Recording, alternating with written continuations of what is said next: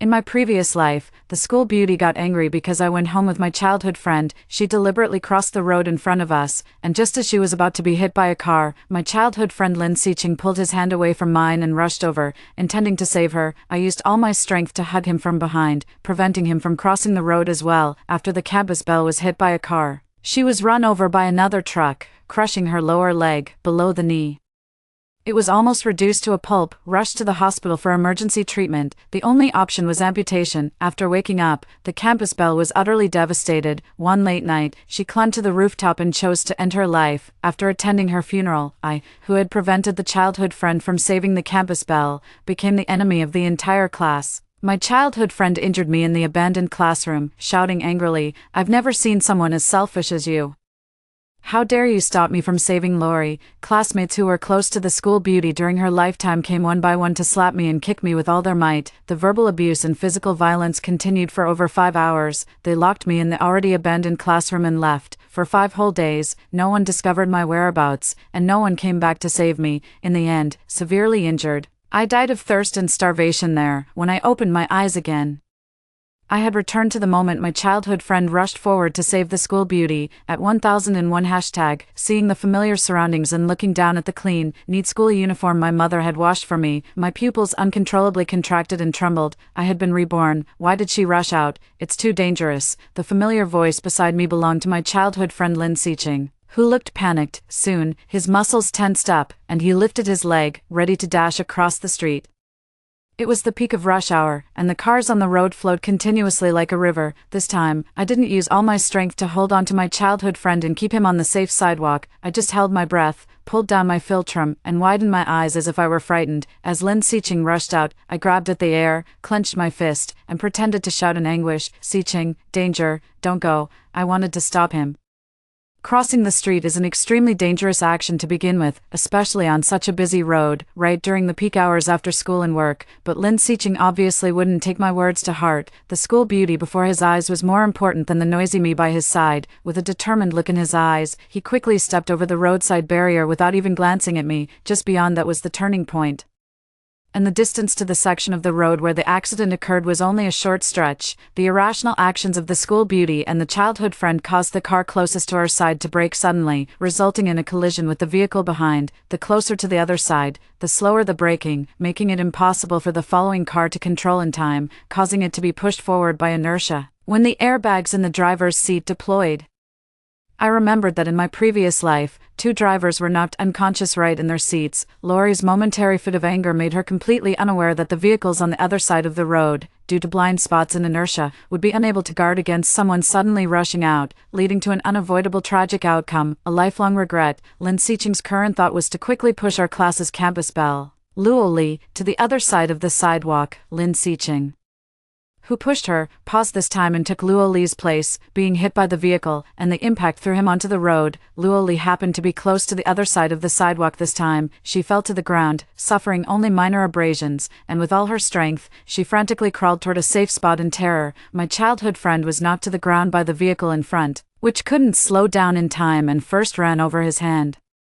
He endured the excruciating pain and tried to crawl onto the sidewalk. The truck behind was too high to see the person lying on the ground. The truck mercilessly ran over his legs, and Lin Siqing let out a piercing scream. The truck driver and the passers-by who witnessed the scene also let out various panicked and short cries. On the road, shattered bones and flesh were splattered everywhere. His calf turned into a flat, bright red mush. Lori fainted from fright, and several passers-by were so terrified that they collapsed weakly on the road. I also pretended to be stunned, crouching dumbly on the sidewalk with my knees bent, clutching the straps of my backpack tightly, but in my heart, I couldn't help but feel joy. In this life, it's my childhood friend's turn. I wonder, why has this misfortune befallen him? Will he genuinely thank me for not stopping it? At 1001 hashtag, my dad and Lin Siqing's dad were high school classmates.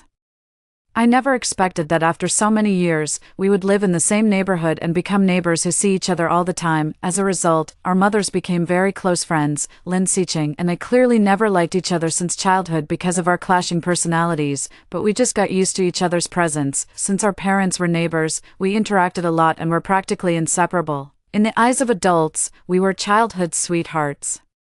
Innocent and inseparable. In high school, I successfully got into the same school my mother once attended. Lin Siqing's parents were very busy. While my mom was a full-time homemaker, at his mother's request, my mom would prepare an extra breakfast every day for me to bring to him. My mom uses high-quality ingredients, with no artificial additives or shortcuts. Plus, since it's food for kids, my mom prepares it more carefully than what's served at school or sold in stores. And it's also more delicious. Lin Siqing and I had a rushed commute to school every day, and he always ate with great satisfaction. Even until our second year of high school, we were still assigned to the same class as classmates. We studied science together, walked the same route to and from school every day, but then a bright and beautiful school beauty, Luo Li, joined our class. Soon, Lin Siqing's gaze was often fixed on Luo Li. To go to school with Luo Li. Lin Siqing started waking up earlier than I did, no longer walking with me or waiting for me to go to school together. Every day, I brought 2 breakfasts to give to him. That day, it was my mom's scallion beef buns. Since I arrived later than him, I was afraid they wouldn't taste as good once they got cold. After handing it to him, I reminded him, today's filling is scallion and beef. Eat it while it's hot. But Loli suddenly looked at the bun in front of me with a disdainful and disgusted expression. She said nonchalantly, I hate strong-smelling things like scallions and garlic the most. I can't believe you guys can actually eat that. Lin Siqing, who had become embarrassed upon seeing my smile, smiled at Loli, suing, take it away quickly, don't disgust her. Loli, feeling protected, showed a sweet smile, which made Lin Siqing's eyes tremble slightly. I stood there awkwardly, feeling somewhat at a loss. He has been eating this kind of breakfast for over a year. I don't know why Lin Siqing suddenly changed. When he saw me standing there in a daze, Lin Siqing lowered his head and focused on the problem. I said blankly, weren't you quite happy eating it every day before? Lin Siqing, however, coldly retorted, I never insisted on eating your breakfast. It's your family that's always rushing to offer it.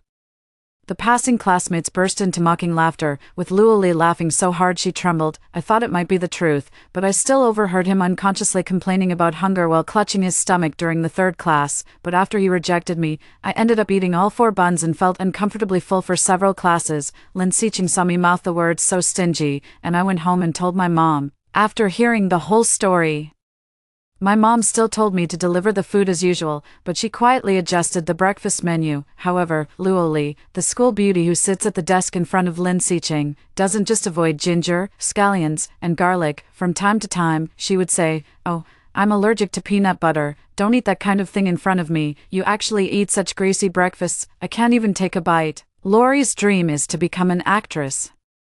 She has been learning dance and acting since childhood and has been dieting for a long time. She has long developed an instinctive aversion to any food she dislikes or wants to eat but cannot. Several times, Lin Siqing took a few bites of the breakfast my mom made and then casually threw it away, or he would mock me for being fat and only knowing how to eat. Echoing Lori's words, I silently endured it all, for the sake of the bond we shared growing up, until one time, he didn't even take a bite and just threw it directly into the classroom trash can. Furious and burning with anger, I took a photo and sent it directly to Lin Siqing's mom and my own mom. Anger clouded my judgment, all to defend my mom and the accumulated humiliation from the past. I couldn't help but blurt out a few words. Aunt Lin, please see for yourself how Lin Siqing treated the breakfast my mom made. He threw it away without even taking a bite, and even mocked me with his classmates, as if I were forcing him to eat it every day. Lin Siqing's grades are usually poor, but that's not the worst part. He's so ungrateful. My mom worked hard to make that breakfast, and I brought it to him every day. Is this how he treats our family? My parents think I'm a bit impulsive and not very good at speaking. Lin Siqing also blames me for telling on him, which got him a beating from his parents. From that day on, I no longer had to bring him breakfast. I don't know what Lin's parents said to him. From then on, Lin Siqing's gaze toward me was tinged with intense hatred. I think it wasn't just about avenging the school bell. My grades had always been better than his, and the atmosphere at my home was more harmonious. In my previous life, before they beat me up, I heard someone say, suing, do you think getting into the top 10 in the school is something to be proud of? The Lin family's parents were stricter with him because he was a boy. His hatred for me was more complex, tinged with jealousy and resentment, and he had long wanted to make me disappear completely. It's just that our parents were too kind-hearted, even harboring fantasies about youthful love. In this rapidly developing era, competing with each other is the most common relationship between children of my age and Lin Siqing, so much so that I overlooked the fact that Lin Siqing, by my side, was an extremely dangerous presence, at 1001 hashtag, in my past life. Lin Siching wanted to save Lori, partly driven by a sense of personal heroism. He paid no heed to the potential harm it could cause or the other normal vehicles on the road. The people in those cars were also someone's father, someone's daughter, and so on. I know that suddenly crossing the street doesn't just harm pedestrians. We are in the most critical period of high school, our senior year. I didn't want this childhood neighbor of mine, who has lived next door since we were kids, to risk his life or his bright future, so I stopped him at all costs, holding him back and pulling him, making sure he couldn't get near that dangerous situation. Lin Siching was momentarily flustered by my embrace and forgot to struggle, only staring blankly as Luo Li had one of her legs crushed. Hearing Lori let out a sharp cry of pain, he was furious. He lowered his head and broke free from my grasp, turning around. He slapped me with such force that my nose bled, my lips split, and I fell to the ground. It took a moment for the pedestrians across the street to react, but they quickly began pulling Lori to a safer area. They then took out their phones to call 110 and 120, while Lin Siching ran toward the zebra crossing ahead and made his way to the other side, and at that moment, I was so shocked by the sudden slap and the cruelty before my eyes that I fell to the ground. Later, a passing aunt helped me up and brushed the dust off my clothes. The next day at school, I heard the news that Luo Li needed to have one of her legs amputated. Lin Siching pushed and shoved me in front of the whole class, hurling insults at me. Lin Siching seemed to have immense confidence that, as long as I didn't stop him, he could rescue Luo Li from the traffic. The classmates around were misled by his few words. From Lori herself jaywalking, it turned into me disregarding her life and death, preventing Lin Siching from saving Lori, who had accidentally run into the road. He looked at me with disdain, suing, "I know you've liked me since childhood, but you can't be this selfish." At that time, I regretted it. I had stopped Lin Siching from saving Lori. Unfortunately, what's done is done, and at the time, I followed my conscience and did what I thought was right. In the days that followed, photos of the accident scene and a video of me stopping Lin Siching from rescuing someone were posted online. A few classmates maliciously spread the story, especially Lin Siching, who, as a party involved, continuously twisted the facts. They shifted the focus to suggest that I was jealous of Luo Li because I had feelings for Lin Siching. Sensible netizens would comment that jaywalking is asking for trouble, yet they are also criticized for being cold-blooded and heartless. I was cyberbullied, and extreme netizens even came to our school to insult me in person. At school, all my classmates started to isolate and bully me. As the college entrance exam approached, Luo Li gradually began trying to participate in the regular exam after regaining consciousness. Her grades were not good to begin with, and her goal was to get admitted early to an art school through the art exam. Taking the regular college entrance exam was as difficult as reaching the sky for her, especially with her physical disability. Several of her friends from outside school, who had already been admitted early through art school recruitment training programs, were posting various celebratory videos and selfies on their social media. While Luo Li's dream was completely shattered, she saw that even girls who were less capable than her had passed the admissions. She completely broke down emotionally, thinking that she would have to live the rest of her life in such an incomplete state. One late night, she climbed to the rooftop of the hospital and jumped headfirst. Resuscitation efforts were unsuccessful, and she died on the spot. The next day, the entire class learned the news, and everyone was emotionally affected, especially Lin Siching, whose gaze toward me was filled with hatred and venom. From that moment on, I prayed silently every day, hoping I could return to that day. If I could, I would never have stopped Lin Siching. Because I was isolated by Lin Siching and his followers, I wore headphones every day and numbed myself by doing practice problems. My grades weren't affected at all. In fact, they even improved. Several classmates who were friends with Luo Li and originally ranked high also saw their grades drop. After school, they took me to a classroom in the abandoned school building. I kept begging for mercy and apologizing, telling the truth, but they were unwilling to let go of me, this selfish person. Lin Siching repeatedly refuted my words. "It was you who stopped me from saving Luo Li, otherwise she wouldn't have been disabled, nor would she have committed suicide." I explained to him that given the road conditions, anyone could have had an accident. I didn't want Lin Siching to risk his life as well, and the traffic police had also determined that the accident was caused by her jaywalking. They clearly knew the situation well, but out of a sense of loyalty, they beat me up. They subjected me to all kinds of malicious bullying and humiliation. Lin Siching, his eyes red with rage, roared at me, "How dare you score so well? Are you asking for trouble by getting such high marks as a girl? You people like you will never understand our efforts." I lay on the ground, silently enduring the punches and kicks raining down on me. So that's how it is. Luo Li's death was just their excuse. Lin Siching never intended to let me live. Not even to give me a chance to take the college entrance exam. The classmates around also wanted to push out a competitor, with a reasonable excuse. Of course, they would destroy what they considered the most reasonable thing. In the end, they each had something to do and left first, and Lin Sicheng was still viciously beating me, for more than 5 hours. I don't know how I made it through, starting with that miserable scream. Later on, I could no longer make a sound, after seeing me pass out. Lin Sicheng, who had calmed down, became fearful afterward. He closed the door and blocked the entrance with a discarded chair. On my cold floor, I gradually lost all sensation. Given a second chance at life, I decided to fight back by pretending to be sick and controlling my scores. I want to see what kind of people they are, whose nature is inherently evil. What kind of life will they have because of my sudden drop in ranking? At 1001 hashtag, in this life. The car accident that happened to Lin Sicheng was even more tragic than in his previous life. The truck driver quickly got out of the car to check the situation, and the surrounding drivers also stopped and left their vehicles, waiting for the traffic police. Drivers in the vehicles behind, unaware of the situation, kept honking their horns several times. For a moment, the crowd on the road was in a state of panic, and I quickly lay down on the road, letting out a heart-wrenching cry toward the two lying on the ground, as if her spirit had suffered a tremendous shock. Just like in her previous life, a kind-hearted aunt was nearby, and her grandmother held her tear-reddened self, continuously comforting the child, telling her not to be afraid. Hearing my cry, Lin Sicheng, his face contorted in pain, also noticed my breakdown. Luo Li slowly came to her senses and, from a safe distance, tried to inch closer to Lin Sicheng.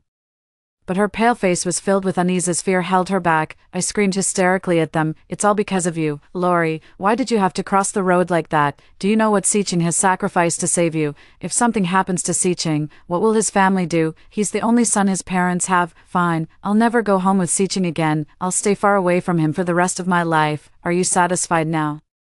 The people around heard it clearly and quickly deduced that it was an accident caused by a love triangle among high school students. Luo Li stood up, wanting to defend herself, but found herself unable to speak. She had indeed seen me and Lin Sicheng walking home together, a rare occurrence, and as someone who had always been adored by the boys around her since childhood, faced with the prospect of losing her most loyal and handsome admirer, she had deliberately acted out of pique, playing a joke to make Lin Sicheng feel she was more important. Her fair skin had multiple abrasions that were bleeding. As a future actress, she cherished her appearance the most. When she was sent to the hospital, she kept borrowing mirrors and phones from others. At the hospital, the Lin family parents rushed over and burst into tears upon hearing the news. Aunt Lin, upon hearing that Lin Sicheng was to have his leg amputated, cried her heart out, wishing she could bear the pain for the child herself. Uncle Lin silently wiped away his tears, casting several cold glances at Lori, the girl for whom his son had risked his life to save. I was so frightened that even when my parents arrived and held me in their arms, I couldn't stop trembling and crying, my face streaked with tears. The teachers who rushed over from the school frowned at the sight of my condition. They exchanged uneasy glances,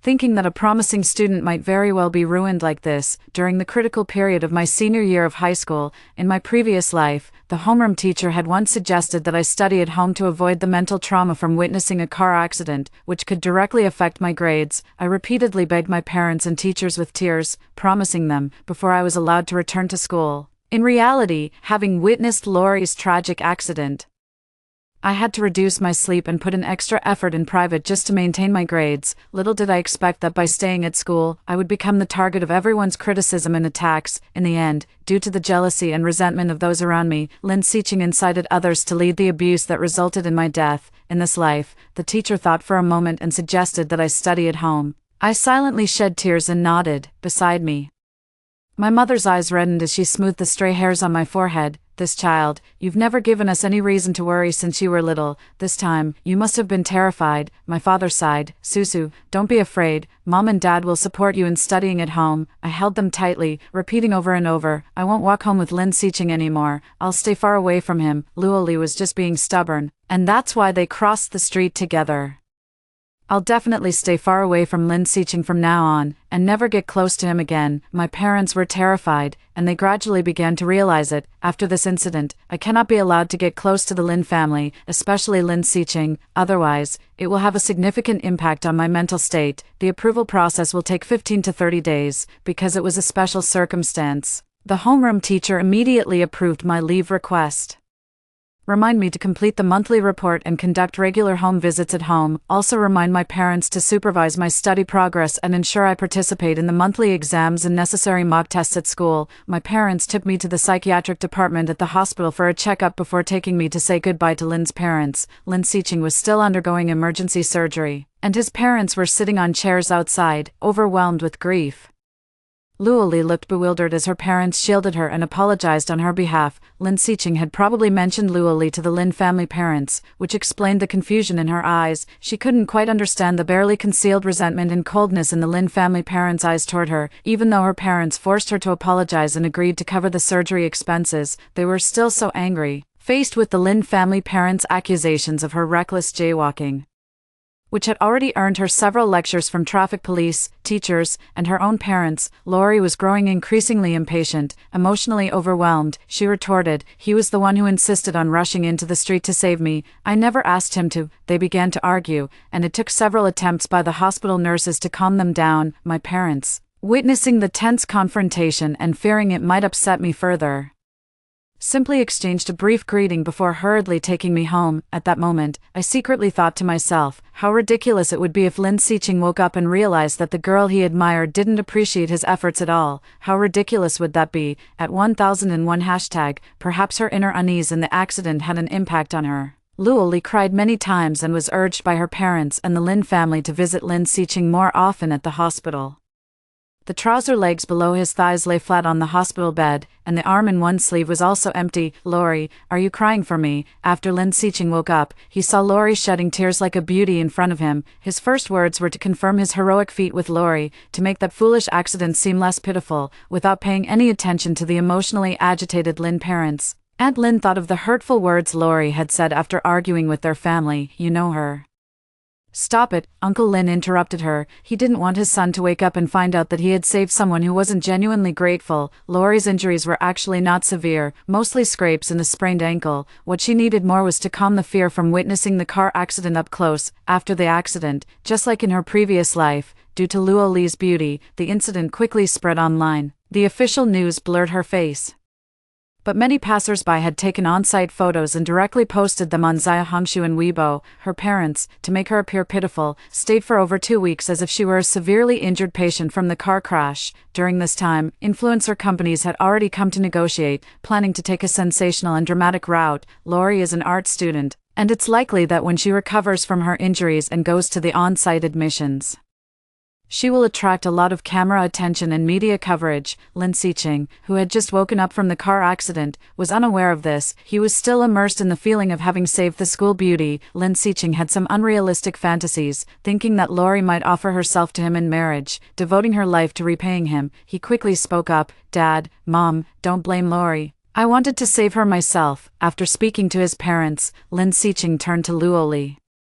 whose eyes were red, and said with what he thought was a cool demeanor, "As long as you're okay, I won't regret it." My mother and I went to visit at the time and saw Luoli skillfully press the record button on her phone. During their time in the hospital together, they talked a lot, many times. Lin Siching reluctantly parted with her, while Luoli remained the perfect school belle with her charming smile. It seems Lori must have recorded quite a few instances of Lin Siching willingly saving her. After she returned to school early, I quickly learned from our class's small group chat about the purpose of those recordings. Many of Lin Siching's close friends in class, out of loyalty, went to ask Lori what was going on. Lori was initially unwilling to attend school and applied for self-study leave, planning to start preparing for the art exam half a year earlier than other art students, but those people were unwilling to let her off. Creating a few small group chats to ask her what had happened, I took a glance and saw the messages Lori personally sent in the small group, along with a few messages from Lin Siching saying he didn't regret saving her. This helped Lori distance herself from the classmates' accusations that she had been reckless and caused harm, and she didn't forget to pull me into the group and at me to help her respond. They asked me if I had personally seen Lin Siching voluntarily rush out. Lori, for the sake of her own reputation, even claimed that she had already moved closer to the other side of the road, suggesting that Lin Siching might not have needed to save her and that she wouldn't have been seriously injured anyway. I know Lori's heart is actually quite malicious, evident in small things like looking down on the breakfast I brought or forcibly borrowing other classmates' umbrellas to avoid getting wet in the rain. Only the boys in our class and those who fawn over her think she's an exceptionally good girl. In the face of an accident, her selfishness and distortion of the truth are a form of self-protection for her. She and Lin Siqing had a certain kind of mutual attraction that made them go bad together. After a long time, I vaguely replied, Siqing. Luoli must have been terrified, but I couldn't stop him either. Someone below commented, Siqing loves Luoli. I couldn't stop him either.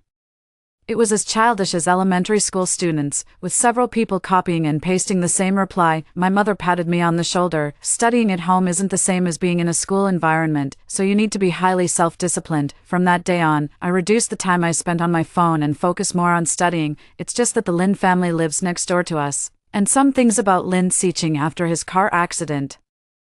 I always found out every detail during dinner table conversations and family downtime through my parents. At 1001 hashtag, after Lin Siqing entered high school, his parents became very busy with work. His family could only hire a caregiver to look after him, and his parents would take over the caregiving duties after work. Due to mental stress, I had to study at home on my own. At a time like this, my parents naturally prioritized their own family and wouldn't go out of their way to take care of someone else's child. My parents still need to supervise me according to the study schedule arranged by the teacher and prepare detailed information about me for the teacher's regular home visits. However, after I controlled my scores in the monthly exam, my parents still looked worried. They didn't dare to say, "Why did you do well on the past exam papers at home but your performance dropped at school?" They only mentioned it briefly. In reality, I was just pretending to be fragile on the surface, while constantly urging my parents to look at houses in City A. "If I get accepted there, won't you come with me?" My dad spoke more rationally. "Only if you get in, then Mom and Dad can follow you there." In action, he had already opened the real estate app for City A and started browsing floor plans.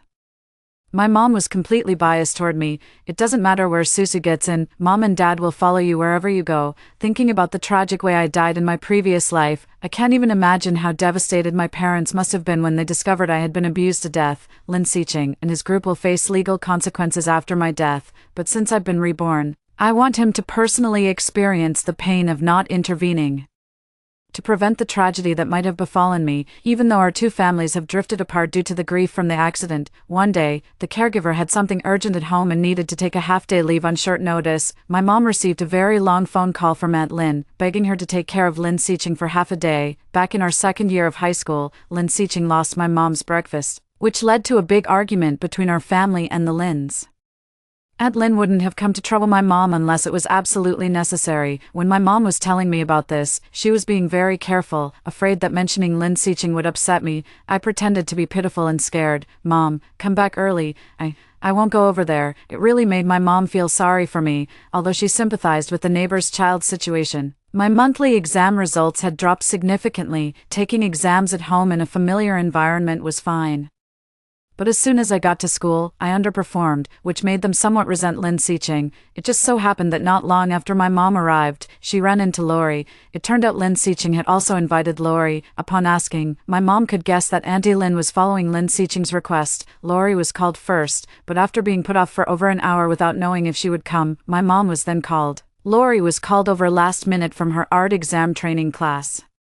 So she was somewhat in a mood, just because of the life-saving favor, and fearing that Lin Siqing's stubbornness might lead to gossip. They still came over. They arrived a bit late. As they entered and exchanged the usual polite greetings, Lin Siqing suddenly frowned and began to squirm uncomfortably. He needed to use the restroom, but his pride wouldn't allow him to say it out loud in front of Lori. Lin Siqing didn't want this unfamiliar aunt, my mom, to take off his pants for him. Luoli was actually very reluctant and kept talking about how she was going to take an entrance exam and wouldn't be able to come often in the future. She even started chatting with my mom about me studying at home. My mom, with a worried look, mentioned my declining grades and how concerned they were. Luoli exaggeratedly exclaimed, "Oh my god, Suing used to have such great grades at our school. What are we going to do about this?" My mother sighed several times. "There's no other way. We can't force her to go to school. She might remember how Siqing used to be fine in class and secretly feel sad." Lori comforted my mother, making up an excuse. "Maybe if she takes the college entrance exam in another school, she'll do better." My mother frowned and said, "How can I put it? I hope so. Her grades have dropped so much, and the teacher is really worried." They said that several boys in the class who were originally not very noticeable have scored better than her. Lori had somewhat been brainwashed by others' negative opinions. Aunt Sue, when I was young, I also heard that girls can't outperform boys in high school exams, which is why I chose the arts track. Sueying is quite good looking too, but it's a shame she didn't take that path. Lin Siqing, having heard what he wanted to hear, was even more reluctant to interrupt my mother's concerns. As he spoke, Lin Siqing suddenly struggled on the sofa, trying to get to his wheelchair. But in order to hear their discussion about me, he intended to listen carefully and relay every word to his parents. By the time they realized what was happening and clumsily pushed him to the restroom, in a moment of panic, a strong foul odor and a sticky, unknown substance slid down his pant leg. There were several inexplicable bulges behind Lin Siqing's buttocks. After a while, a damp, soft stain began to seep through the front of his pants. He had diarrhea in front of his goddess, Luo Li. And my mother, a foul odor lingered in the air, refusing to dissipate. My mother turned her head, while Lori wrinkled her nose in disgust and widened her eyes to glare at him. It pierced Lin Siqing's sensitive and fragile heart deeply. After the embarrassment, he lost control and raged. "Get out, I don't need you here." My mother was about to speak to soothe his emotions, but she was quite frightened by his fierce glare.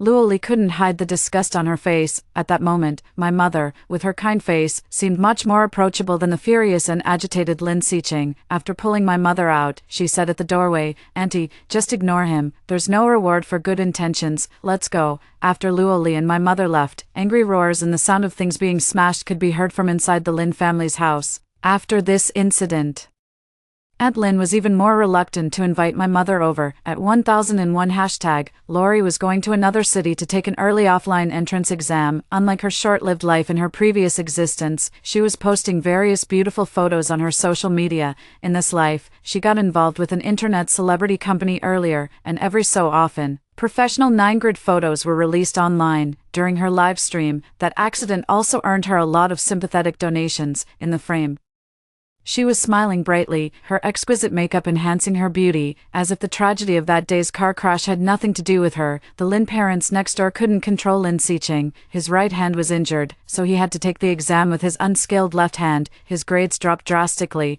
and it pained them deeply, but they couldn't bring it up. Lin Siqing became extremely decadent. At times, he would relieve himself carelessly during the day. When the caregivers and his mother came to clean up, change his pants, and help him bathe, they showed no expression. Even expressions of sadness or heartache would make Lin Siqing extremely angry and frantic. In just one semester, 7 or 8 professional caregivers were replaced. He is afraid of social interactions, afraid of going out, and extremely resistant to his teachers' home visits. He is even more unwilling to see his classmates during monthly exams and mock exams, always feeling that they look down on him and must be secretly laughing at him behind his back. Uncle Lin occasionally says a few harsh words, which only make him feel even more humiliated. Gradually, he would think, if it weren't for saving Luo Li, if Luo Li hadn't insisted on crossing the road. Gradually, he began to harbor resentment towards Luo Li, who would appear in his social media feed. My deliberate avoidance and the way I would hide whenever I ran into him in the neighborhood also caused Lin Siqing to lose the opportunity to confide in his peers. To be honest, I eventually grew tired of the act and became much more emotionally stable. In the most recent official mock exam, I stopped holding back and performed exceptionally well. My homeroom teacher was so pleased that she called my parents. At the dinner table, my dad showed me a property listing. In the eyes of my parents and teachers, I had finally overcome my psychological barriers, and admission to a top-tier university seemed within reach. He had already picked out a house for me in City A. My mom hugged me and promised to pay the deposit as soon as I passed the entrance exam. Once the college entrance exam results are confirmed, our whole family will move as soon as possible so we can continue living happily together. That day, in the class group chat and smaller group chats, they started discussing, "Luo Li is missing. Have any of you seen Luo Li? She came back to school happily telling us about passing the early admission exam, and then she suddenly disappeared in the afternoon." Someone shrewdly guessed, Lin Siqing suddenly returned to school. Is it him? I think I might be the only one who knows where Lori might be. At 1001 hashtag, if a person pays a huge price for another person, the recipient of the favor is actually extremely easy to be held hostage. Even in the eyes of the benefactor, they are not worthy of happiness and cannot be happy. Even if they can have some small strokes of luck, they absolutely must not be more fortunate than their benefactors. Luo Li, who also personally experienced the tragedy in that accident, has been living too well these days. After seeing the message, I quickly called the homeroom teacher and said that Luo Li might be in the abandoned classroom. Lin Siqing had once mentioned that location to me. The next morning, the class group chat exploded When the homeroom teacher arrived at the abandoned teaching building with other teachers, Lori was being bullied by them, and Lynn Seaching, sitting in a wheelchair, was holding a metal baseball bat stained with blood. Several boys in the class were involved in the incident. In the abandoned classroom, Lori's screams could be heard, and the behavior was extremely vicious. They were expelled by the school, and what awaits them is prison. I suppose the events of my past life still occurred.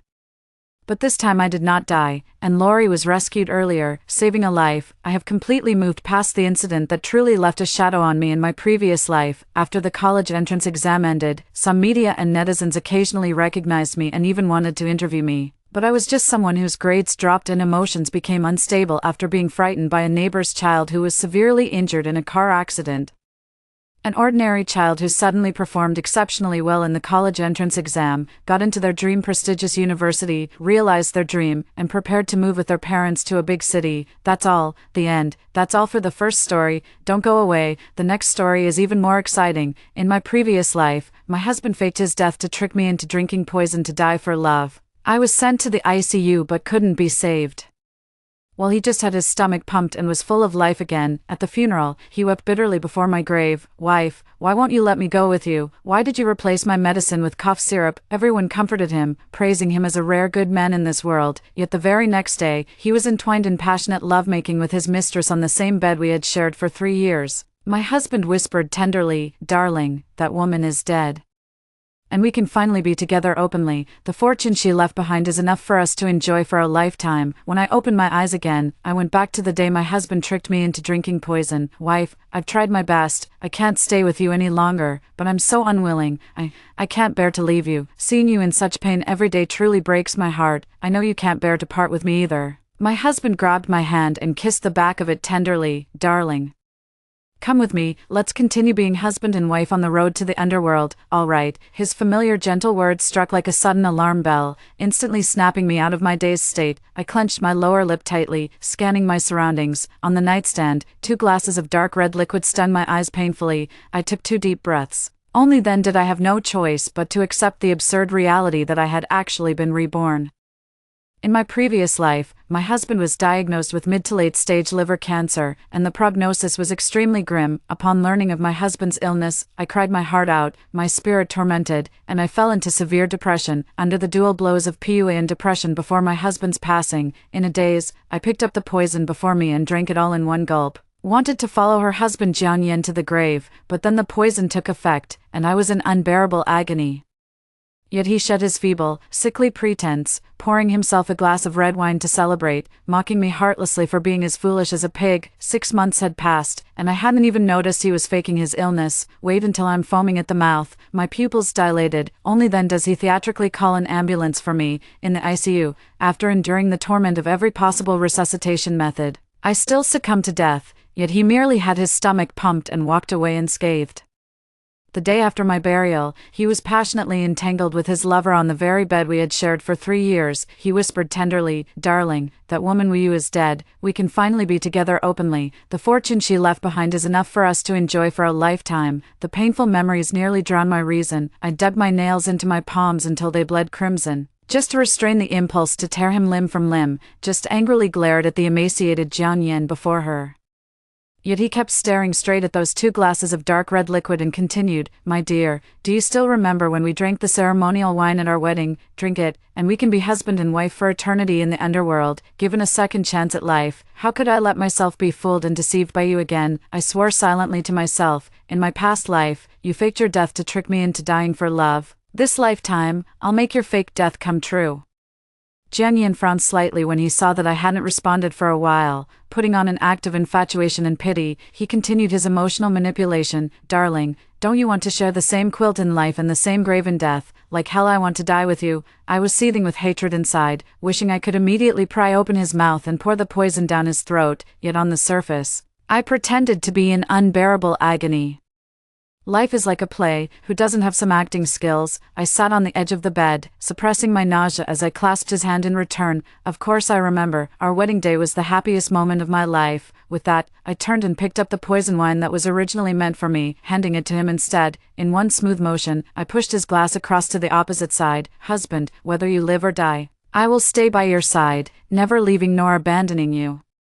He glanced at the nightstand, a satisfied expression on his face. Wife, you're so good to me. Even if I were to die right now, I'd be happy. I lay down beside him, picked up the wine glass, and clinked it with his. Honey, cheers. I'd be happy to die in your arms. Jian revealed a triumphant smile, swiftly raised his glass, and downed it in one gulp. Only after confirming he had swallowed the poison did I safely finish my cough syrup. The next second, Jian sensed something was wrong because the medicine he drank was bitter. He suddenly sat up, looking at me with murderous eyes. I clung tightly to his waist, refusing to let him go. Honey, where are you going? Jian was trying hard to control his diet to feign illness. His already pale face completely lost all color, his eyes filled with terror, his voice trembled. It's too bitter. I want some water. I looked at him as if he were an idiot. Bitter, mine is sweet. Jian was on the verge of tears. To save himself, he had to admit that what we drank was different. He quickly corrected himself. I misspoke. It's too sweet. You know I don't like sweet things. I still held onto his waist, not letting him go. He was so anxious that tears welled up in his eyes, lifting the pillow to search for his phone, but he forgot. He had already drained his phone's battery and snapped the charging cable in half. Last night, in the dead of night, he insisted on cleaning the fish tank and accidentally dropped my phone into the water. We haven't had time to get it fixed yet. Looking back now, it was all to delay calling an ambulance when my poisoning symptoms flared up. I pressed against his back, comforting him. Honey, it must be because your body is weaker, reacting first and creating illusions. Just endure a little longer, and soon you won't feel the pain anymore. Hold me, my love. I'll be with you soon. Jian desperately pulled my hand away. His entire body was trembling as he turned to look at me, pleading, Honey, quick, call an ambulance for me. I looked at him in confusion. Why, have you changed your mind and don't want to die anymore? But you have cancer, and you'll die sooner or later. I took the medicine just to be with you. Jian was at a loss for words, pushed me away abruptly, and rushed straight to the bathroom. Immediately after, I heard him retching desperately. He stayed in there for a full 5 minutes, probably unable to throw anything up. He cursed angrily with a national expletive. He stumbled out, his face now flushed with color, and shook my shoulders frantically. Call an ambulance, call an ambulance. After saying this, he curled up on the ground in pain. I had just managed with great effort to move Jian onto the bed when the doorbell rang. I curled my lips into a smile. Perfect timing. I didn't go to open the door right away. Instead, I quickly ran to the bathroom and lightly applied my rose-red lipstick to my lips, create the illusion of poisoning. I opened the door, clutching my chest with a pained expression. When my mother-in-law saw that I was the one opening the door, she was visibly taken aback. Only after clearly seeing my expression did she secretly breathe a sigh of relief. In my previous life, my mother-in-law also came at this time, but the one who opened the door for her was her son, Jian. She came to bring us local specialties from our hometown. Until the day I died, I wasn't sure if her arrival was a coincidence, or if it was premeditated. I only remember that Jian's last phone call this morning was to his mother. Jian had timed his feigned illness perfectly. As the weather turned cooler in August, he began to get sick. During the treatment period, he voluntarily shaved his head. He put on thick clothes and refused to let me touch his body. The reason was that they were afraid I would be heartbroken if I saw it. They also forbade me from telling others about his illness, because he didn't want others to look at him with strange eyes. Before he passed away, he emotionally manipulated me into seeking death for him. After I die, they will say I couldn't bear the torment of depression and sought death. Jian cares for me deeply and wants to die with me. I couldn't bear it, so I secretly replaced his poison with cough syrup. Everyone will praise him as a good man, while blaming me for being overly sensitive and not cherishing life. Where is my precious son? Is he feeling better? My mother-in-law bumped into my shoulder and squeezed through the door, looking arrogant and haughty. Jian and I have been married for 3 years without having a child, and my mother-in-law holds a strong grudge against me because of it. I pretended to cough twice and replied weakly, He's lying inside. Mom, you came just in time. Let me use your phone. Jian just said he's not feeling well and asked me to call an ambulance for him. My mother-in-law casually threw a sack of local specialties on the ground and ran to the bedroom to call for Jian. Jian had his back to her and did not respond. She didn't seem flustered at all when she walked out. My mother-in-law gently closed the bedroom door and glanced at me. My son is sleeping soundly. Why call an ambulance? I deliberately held my stomach and tried to snatch her bag. Mom, I'm not feeling well either. Can I use your phone for a moment? My mother-in-law shifted her body away, pressed down my hand, and spoke in a cold tone. That must be from hunger.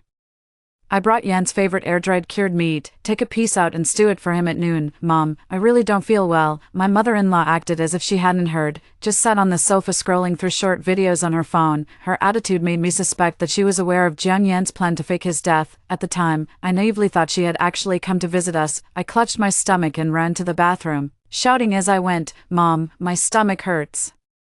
So please help yourself." My mother-in-law looked at me cheerfully, probably thinking I was about to succumb to poison. "Go ahead and laugh all you want. Call an ambulance now, and your son might still be saved. Any later, and even a celestial being couldn't save him." After coming out of the bathroom, I returned to the bedroom, looking closely. Jian Yan's body was trembling slightly. In my previous life, I was still conscious even as I was being carried into the emergency room. I can feel the physical pain, I can hear people talking, but I just can't move or speak. I leaned over the bedside, wiped the cold sweat from his forehead, and suddenly chuckled. "My dear husband, I know you can hear me. You must be feeling terrible right now, don't you? I want to call an ambulance for you, but your mother won't allow it, and there's nothing I can do about her. I know you're faking your illness, and I know you want to fake your death to kill me, take all our property, and run off with your mother and your little lover to spend your life together. Unfortunately, I secretly switched your syrup, so your fake death is about to become real. You must be wondering how I know all this, but I have no intention of telling you. You just need to know that what you're suffering now is your own retribution. Don't worry, I won't let your mother or your lover off either. This is what you owe me." Jian Yan struggled to let out a foul breath from his mouth. 2 lines of tears streamed from the corners of his eyes. I considerately wiped them dry for him. "Don't worry, I won't let you die so easily. I'll call an ambulance right away." I suddenly let out a scream. My mother-in-law immediately ran over upon hearing the noise. "What's going on? Why all the shouting? Don't wake up my son." I pointed at Jian Yan, my hand trembling uncontrollably. Mom, Jian Yan, he's foaming at the mouth." Only then did my mother-in-law turn Jian Yan over and carefully examine his face. By this time, Jian Yan had already gone into shock and couldn't speak, but the expression on his face was one of extreme agony. The mother-in-law did not show tension or panic, but instead looked uncertainly at her son, then at me. She looked at me, then at her son, muttering to herself, "He's sleeping just fine." Even at this point, the mother-in-law still refused to give up on their fake death plan. "Oh, she's waiting for me to succumb to the poison." I was extremely anxious. "Mom, let's just take Jian Yan to the hospital. Even if he's going to pass away, at least let him suffer less." My mother-in-law glared at me irritably and hesitantly took out her phone. "I'd better make a call and ask Dr. Lan." Unconsciously, a cold smile crept onto my lips. Besides my mother-in-law and me, there was one other person who knew about Jian Yan's illness. That person was his lover, the Dr. Lan my mother-in-law had mentioned, Lan Kiki. I never expected that even my mother-in-law, who lives in the countryside all year round, knows about Lan Kiki. "If you start this, don't blame me for finishing it. I want them to watch Jian Yan die right before their eyes, yet be completely helpless." Blue Coco opened a psychological therapy clinic near my residential community. In less than 10 minutes, Blue Coco arrived wearing her work uniform, with her not yet obvious baby bump.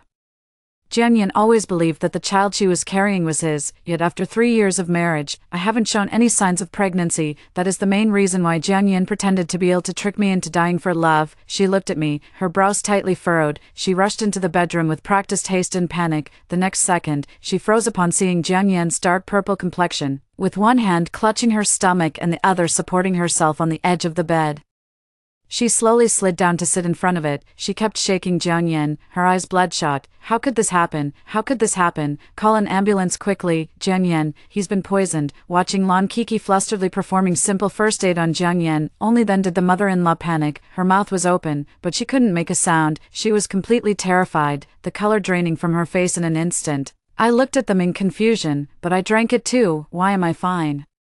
My mother-in-law suddenly realized something and slapped me across the face. "You barren bitch, you're going to kill my son." I covered my face and cried out in grievance. He was the one who wanted to drink the medicine. What's wrong with me wanting to stay with Jian Yan? Why did you hit me? My mother-in-law slapped her thigh, wailing loudly as she tried to pull Jian Yan closer. It's over, everything is over."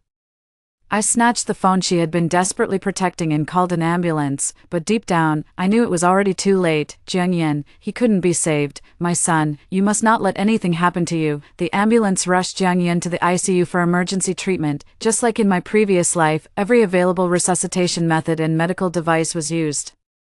At that time, although I was unconscious, I still retained a final glimmer of awareness. I was turned over and pressed repeatedly, intubated, had my stomach pumped, and received electric shocks. That feeling was worse than dying immediately. The hospital was bustling with people at this moment, making it the perfect opportunity for me to cut ties. I leaned weakly against the wall, my eyes fixed on the emergency room, and cried out uncontrollably, "Husband, please don't die.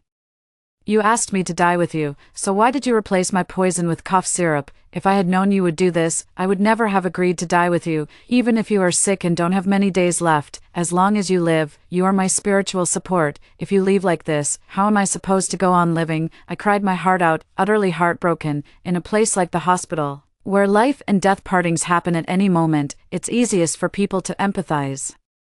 Out of the corner of my eye, I noticed someone in the crowd secretly wiping away tears. I never thought there would still be someone willing to die for their loved one. This girl must have loved her husband deeply. It's hard to say how much her husband really loved her. Didn't you hear her say that her husband wanted her to die with him? Exactly. Even if someone is terminally ill, they shouldn't be so deranged as to ask their wife to die with them. But he did replace the poison with syrup, which shows he didn't truly want his wife to die. Maybe he had some hidden difficulties, right? The onlookers cast sympathetic glances at me. Just then, the doctor emerged from the emergency room. My mother-in-law and Lon Kiki immediately rushed forward, pushing me, the legitimate wife, aside. Lon Kiki was so nervous that she was pinching her fingers. "Doctor, my friend has been saved, right? Doctor, is my son okay? Can I go in and see him?" The doctor glanced at them, shook his head helplessly, and sighed. "We've delayed for too long. We did our best. Please accept our condolences." It felt like a bolt from the blue struck right over their heads. Lon Keek's tense shoulders instantly slumped, her body swayed uncontrollably, and she barely managed to steady herself by leaning against the wall. My mother-in-law broke down. Her wrinkled face was filled with disbelief. She desperately tugged at the doctor, her voice trembling. "It's impossible. How could my son be dead? You bunch of quacks. You killed my son. Give me back my son." The doctors were quite helpless in the face of the old woman's unreasonable behavior, but understanding her grief over losing her son, they still patiently explained. "Mom," I shouted, once again drawing the attention of everyone passing by, "if you hadn't stopped me from calling an ambulance, how could my husband have not been saved? You killed Jiang Yin. You killed your own son." My mother-in-law's tears streamed down her face as she turned her head inch by inch. No longer wanting to pretend, she rushed over and slapped me hard across the face. "Bullshit. My son didn't have to die. It was you who forced my son to drink the poison. You are the one responsible for my son's death. Give me back my son's life." My mother-in-law suddenly turned the tables and shifted all the blame onto me. But I won't let her wicked scheme succeed again. I covered my face and retorted, "I didn't. I love Jiang Yin. Why would I force him to take poison? He has liver cancer, and you're afraid he'll be a burden to you, so you want him to die. You vicious woman. Not only have you failed to give our Jiang family a single child, but you also poisoned my son. Today, I'm going to hit you, kill you to avenge my son." I let out a heavy sigh of relief. This foolish old woman's self-exposure undoubtedly helped clear my suspicion once again, however.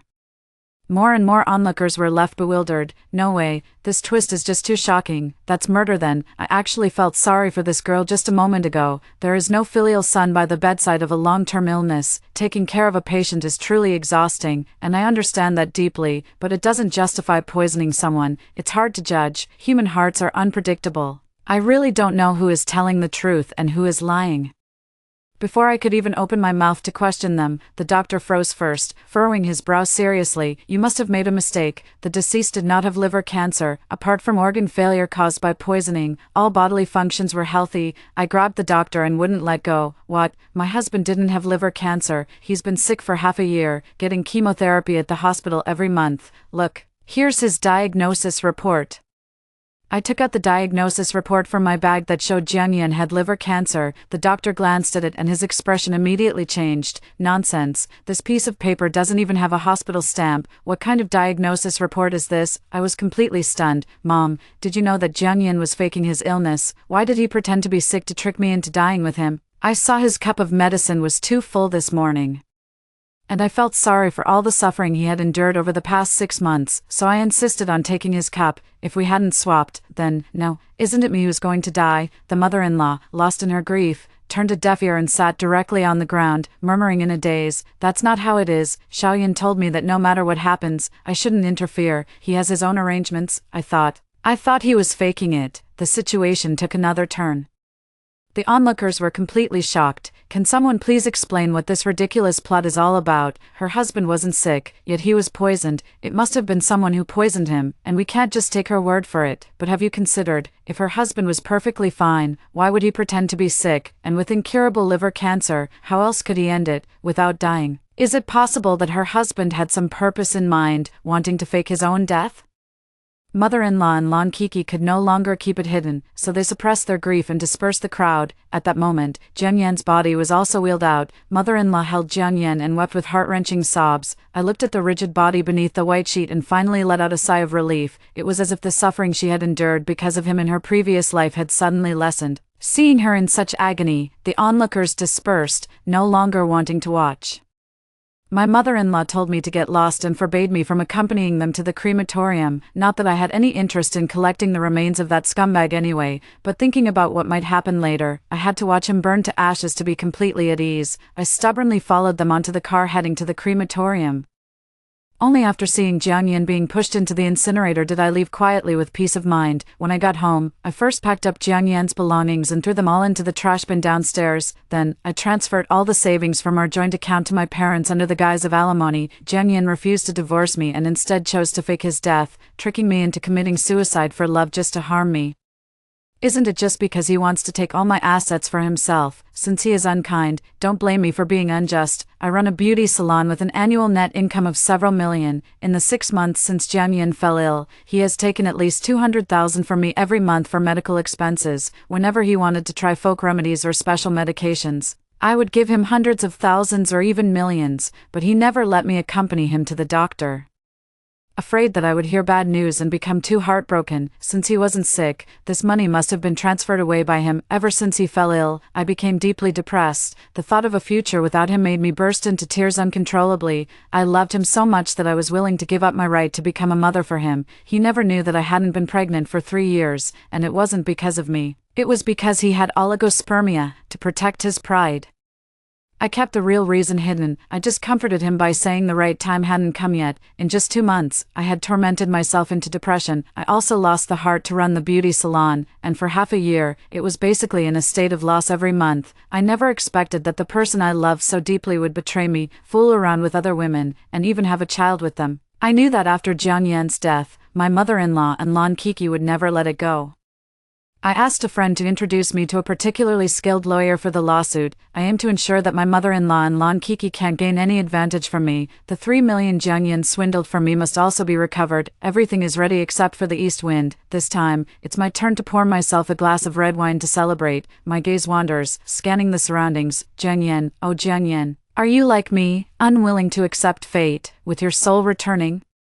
Success was within reach, yet you stumbled at the last moment. Do you despise me to the core? Haha, why am I so delighted? That night, whether it was the effect of the alcohol or finally letting go of my worries, I actually didn't take my antidepressants and still had a good night's sleep. On the 3rd day, my mother-in-law returned with Jiang Yan's ashes. After just 2 days apart, she seemed to have aged over 10 years. Her expression utterly defeated. Her half-gray hair had turned completely white. Behind her followed Lon Kiki, looking haggard. The two supported each other, with heavy dark circles under their eyes, likely from not having rested well these past few days. Lon Kiki had deliberately worn a fitted knit dress today, even wrapped in her coat. Her small baby bump was distinctly visible. I was slightly taken aback, surprised that my mother-in-law didn't lash out at me upon seeing me again. However, less than 2 minutes after they entered, 2 police officers also showed up at the door. So that's how it is. Who called the police? The mother-in-law held the urn, her eyes red, looking at me as if she wanted to devour me. Officer, you must uphold justice for me. This vicious woman poisoned my son with toxic drugs, causing him to die in excruciating pain. Arrest her quickly and poison her too, using the most lethal poison. The officer's face turned as dark as coal. I mourn my mother-in-law's ignorance for a second. Officers, please don't mind her. My husband just died, and my mother-in-law can't handle the shock, so she's talking nonsense. My husband was indeed poisoned, but he poisoned himself. It has nothing to do with me. My mother-in-law gritted her teeth and tried to come at me again. You're talking nonsense. If you slander my son again, I'll tear your mouth apart. My son had a perfectly good life. Why would he poison himself? I explained sincerely and calmly. Officer, My husband didn't mean to poison himself, he meant to poison me. By some twist of fate, I ended up drinking his medicine. That's how I narrowly escaped disaster. Moreover, he pretended to be sick and deceived me for half a year. I calculated that just in these 6 months, she took nearly $300,000 in treatment fees from me. These are the fake medical reports he gave me. And these are the transfer records I compiled. Officer, you must help. I'll check where all this money went. When I said the last sentence, I kept staring at my mother-in-law and Lon Keek's faces. Lon Keeki looked flustered for a moment, but quickly returned to normal. She just pursed her lips tightly and remained silent. My mother-in-law was in tears, and compared to the day before yesterday at the hospital, she had come up with a new story this time. My son was just tired of you, a hen that can't lay eggs, and wanted to leave you. But you refused to divorce and wouldn't give me the money. So my son pretended to be sick. After you found out, you heartlessly poisoned my son to death and even slandered him, claiming he wanted to harm you. How could you be so cruel? My son must have been blind to marry such a venomous woman. The mother-in-law gave Lon Keeki a meaningful look. She finally couldn't hold back and spoke up. Officer, Jian Yen is my patient. He often comes to my studio for psychological counseling. He has mentioned to me several times that his marriage is falling apart and he wants a divorce, but his wife is too domineering and threatened that if he divorces her, she will kill him. I knew they wouldn't let me off easily, but I didn't expect them to join forces and fabricate false evidence to frame me. I pinched my palm and squeezed out 2 tears. Officer, I know that when handling cases, you always emphasize the importance of evidence.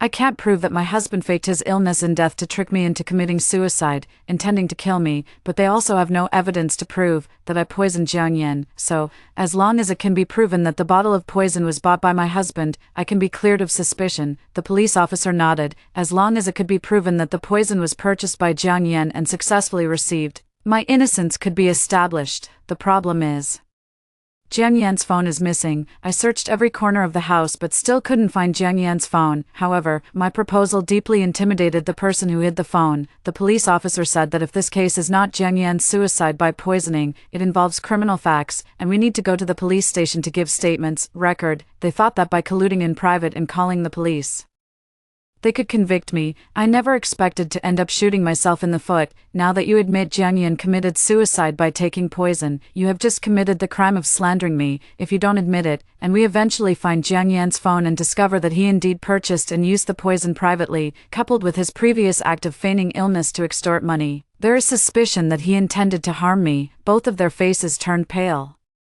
Even if they hid Jiang Yan's phone, the police could still trace some of his spending records. Her mother-in-law might not understand the power of modern investigative techniques, but Lon Keeki couldn't possibly be unaware. Just as the mother-in-law was about to say something, Lon Keeki abruptly grabbed her arm and pulled her back. The mother-in-law stumbled backward, nearly dropping the urn in her hands. Lon Keeki hurriedly caught her mother-in-law and said anxiously, "Auntie has a heart condition. She hasn't been resting well these past few days while handling Jiang Yan's funeral arrangements. She probably had an attack." Receiving her meaningful glance, the mother-in-law suddenly rolled her eyes back and was about to faint. My heart hurts. Medicine. The medicine is in my bag." Lon Keeki hurriedly took a fast-acting heart relief pill from her bag and fed it to her. 2 police officers helped her lie down on the sofa. They called me aside and asked a few questions in private. By the time I returned, my mother-in-law had already calmed down. At the same time, they also changed their statements to the police officers. The mother-in-law almost gritted her teeth as she apologized to the police. "My old lady is getting on in years and a bit muddled, so I can't remember many things clearly. My little Yen might have really committed suicide with my daughter-in-law. Never mind. I couldn't accept my son's death at the moment, so I took my anger out on my daughter-in-law. I apologized to her, daughter-in-law, for the sake of Xiaoyan just passing away. Please forgive me." Okay, in the end, they didn't dare confront the truth head-on and chose to reconcile in a way that might cost them the least. Making her admit that her son died by suicide by poison must have been heartbreaking for her. If I had been reborn just a little earlier, I could have thrown the evidence of how her son wronged me right in their faces. At this point, I can only take things one step at a time. I'd like to see what other tricks they have up their sleeves. Unexpectedly, the next second, Lon Keeki walked over, puffing out her big belly. With tears in her eyes, she called out to me with infinite sorrow, "Sister Yaya." I got goosebumps all over and instinctively stepped back, keeping a safe distance from her. "Sister Yaya, since things have come to this, I can no longer keep it from you. I am not only Brother Zhang's psychologist, but also The one he loves. I pretended to be hurt, covering my mouth. What? Junyin is actually keeping a mistress behind my back. Lan Kik's face instantly flushed red, biting her lower lip in shame and anger. I know you have always deeply loved Brother Jiang, so you should know that his greatest wish in this life is to have a child of his own. Let's go. The child I'm carrying is Brother Jiang's only bloodline. Please don't blame Brother Jiang. He kept it from you because he was afraid you'd be hurt. I sneered coldly, afraid I'd be heartbroken. So you faked your death to trick me into dying for love. Do you even believe that yourself when you say it out loud? Lan Kiki glanced awkwardly at the two police officers nearby and continued, Sister Yaya, please don't joke like that anymore. A day as husband and wife brings 100 days of affection. Brother Jiang is no longer with us, Sister Yaya. Both auntie and I hope you can accept this child and let the child inherit the inheritance he rightfully deserves. The fox has finally shown its tail. Mother-in-law also sat up, suppressing all her anger in order to obtain the inheritance. Yeah, the child in Kik's belly is the only heir of our Jiang family, considering the many years of marital affection you've shared with Xiaoyan. Please accept this child. I thought for a moment and softened my stance, sighing with emotion. If this child truly is Jiang Yan's, of course I have nothing to say. Mother-in-law and Lan Kiki exchanged a glance, secretly relieved, and gave me an ingratiating smile. But, I frowned and pouted, Jiang Yan is dead. How can you prove that the child in your belly is his? Everything requires evidence. Without legal proof, I won't acknowledge it. Lan Kiki gritted her back teeth, and her mother-in-law nearly fainted from anger again. Lan Kiki wiped her tears, feeling wronged. I've only ever been with Brother Jiang in my life. If it's not his child, whose could it be? Then how would I know? You're so empathetic, and you've seen so many male patients. The only thing that can prove its relationship to Jiang Yan now is probably a paternity test. My mother-in-law slammed the sofa and couldn't help raising her voice. Xiaoyan has already turned into a pile of ashes. Where do you expect us to get a paternity test for you? I smiled faintly. Well, there's nothing we can do about it. Who told you to cremate Jiang Yan without thinking it through? Jiang Yan just died, and you immediately bring a pregnant stranger to claim the inheritance. I strongly suspect you're after my assets. Idea, if I easily agree to give the illegitimate child of your mistress a share of the inheritance today, will you come back tomorrow with your fourth and fifth mistresses, to grab money? My mother-in-law jumped 3 feet high, glaring at me with a ferocious expression. Nonsense, I said he is, and I only recognize this eldest grandson. Xiaoyan told me before he passed away that the child in Kik's belly is his. What's the big deal about a paternity test? I'll do it with him, the police officer reminded from the side. Only by providing the specimen from the person involved in the identification can the test results have legal significance. My mother-in-law couldn't hold back anymore, panting with rage. I asked you here to help us settle this fairly, not to gang up on me with her. I was so angry I almost laughed. Does she think the police station is her family's property? The mother-in-law finally had no other options and could only demand her share of the inheritance first. As soon as they entered, I sent a message to the highly paid lawyer I had specially hired. During the time we were struggling earlier, she had already appeared at my doorstep, based on the property information I provided her. A property division agreement had already been drafted. The house and car are my premarital property and have nothing to do with Jiang Yan. After marriage, he asked me to add his name to the property title, and I gladly agreed. However, at my parents' insistence, we signed an additional agreement. If Jiang Yan causes the marriage to break down due to personal reasons, he will not be entitled to any ownership of the property. Now, I truly admire my parents' foresight. Jiang Yan's account doesn't have a single cent left. A week ago, he withdrew cash in several installments, but where it was ultimately used remains unknown. He only gives his mother-in-law some money during the holidays, so that money was most likely given to Blue Coco. When my mother-in-law heard that there were only $38.20 left in my account, she completely lost it. Impossible. How much does your beauty salon make every month? Do you think I don't know? You're hiding assets and mistreating the elderly. I'll sue you. I made a please gesture. Go ahead and sue. Anyway, it's just this $19.10. Take it or leave it. Over the years, Jiang Yan has taken quite a bit of money from me to give to you as a token of respect. You should know when to be content. Think about all the things you've done to me. How dare you haggle with me? The mother-in-law was so angry she was panting heavily. I grinned widely and transferred 19.10 yuan to her. After the police left, my mother-in-law and Lan Kiki stubbornly refused to leave my home, to spite me. They even placed the urn on the altar in my living room where I worshipped the god of wealth.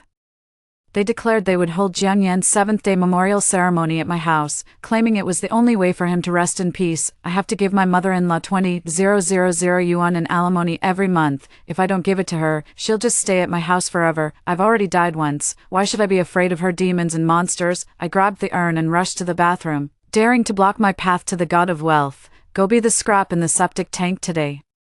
My mother-in-law was so frightened that she quickly snatched it away, never daring to place the urn where I could see it again. Later, Lon Kiki left, but my mother-in-law still held her ground at my home. After the security guard drove her out, she crouched by my doorstep, clutching the urn. She's been running around the neighborhood like a madwoman, saying I poisoned her son and didn't give her a share of the property, because I haven't properly managed the beauty salon for over half a year. Many clients have been lost, and I'm almost facing bankruptcy. These days, I've been staying at the shop, planning promotional activities, and trying to win back old customers. As a result, I've neglected to drive my mother-in-law away. My mother-in-law is domineering but not very bright. She has been waging a protracted guerrilla war against me, slandering me everywhere. And it must be Lon Kiki behind the scenes giving her advice. In just a few days, I became known to everyone as a vicious, cunning, and ruthless woman. Everyone who sees me avoids me as if I were a dangerous criminal. Privately, I went to see Lon Kiki once. My personal lawyer has already investigated for me and found out that Jiang Yin did indeed transfer the money to Lon Kiki. I asked her to return the 3 million that Jiang Yin transferred to her as soon as possible, otherwise we would have to proceed through legal channels. Lon Kiki completely changed from her gentle demeanor that day, adopting a haughty attitude and sneering at me with contempt. You mock me for having no evidence and call me a fool with too much money, so I hired a private investigator to look into her. Later, my mother-in-law gradually shifted her battleground from my residential community to my beauty salon. The clients I worked so hard to maintain would be harassed by her as soon as they stepped out. She always holds an urn, frantically accusing me of the crime of causing her son's death. As a result,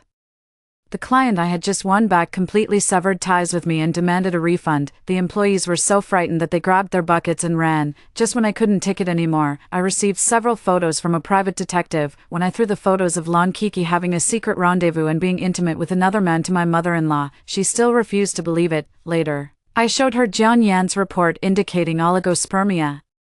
It was a medical examination report with all the necessary stamps and signatures. I firmly told her that the child in Lon Kiki's belly was not Jiang Yan's. The mother-in-law instantly transformed into a rampaging beast. She stormed furiously toward Lon Kiki's psychotherapy room. The next day, a malicious mutual assault and injury incident occurred in our jurisdiction. By the time I was notified by the police and arrived at the hospital, the mother-in-law was undergoing emergency treatment in the ICU. Lon Kiki was also taken to the operating room due to a miscarriage. I was still received by the same 2 police officers as last time. This time, their expressions when looking at me carried a hint of sympathy. It turned out that my mother-in-law had chased Lon Kiki to the consultation room that day to question her about the child. She knew her mother-in-law was domineering and difficult, so she coaxed her and managed to calm her down. The next day, her mother-in-law made soup and brought it to her, only to find her being intimate with a man, and that man was the one from the photo I had shown her. Furious, her mother-in-law poured the entire pot of hot soup over both of them. Lon Kiki saw that the matter was exposed and no longer wanted to hide. She directly revealed that the other man was her boyfriend, and Jiang Yin was merely a tool for her to make money. The child she was carrying was not Jiang Yin's, but her boyfriend's. The mother-in-law was so furious that she kicked her in the stomach. It bled immediately. Unable to bear the anger, the mother-in-law exposed the truth. Jiang Yin had faked his death for her sake, deceiving me into committing suicide for love, intending to kill me so they could be together. She fought while feeling it was unfair for her son. He abandoned such a wonderful and capable wife, ruining his entire life for a shameless, habitual homewrecker. He even lost his life in the process. Lon Kiki's boyfriend directly lifted the mother-in-law and threw her to the ground. He beat her for over 10 minutes. The elderly woman had multiple fractures all over her body and was unconscious when rescued. In the end, the elderly woman could not be saved. Covered with a white sheet, she was wheeled out of the ICU emergency room. Just like Jiang Yin, I sued Lon Kiki and her boyfriend in court. 3 months later, Lon Kiki not only had to repay the 3 million debt to me, he was also sentenced to 5 years in prison for his involvement in the Jiang Banquet's plot to murder me. Her boyfriend was sentenced to life imprisonment for the crime of intentional homicide resulting in death. With this, the retaliation against the injustices I suffered in my previous life came to a complete end. From now on, my life truly begins. In this lifetime, I will live freely and wonderfully. That's all for today's story. If you enjoyed this video, please give it a like and subscribe. If you have any suggestions, feel free to leave a comment below. See you in the next video.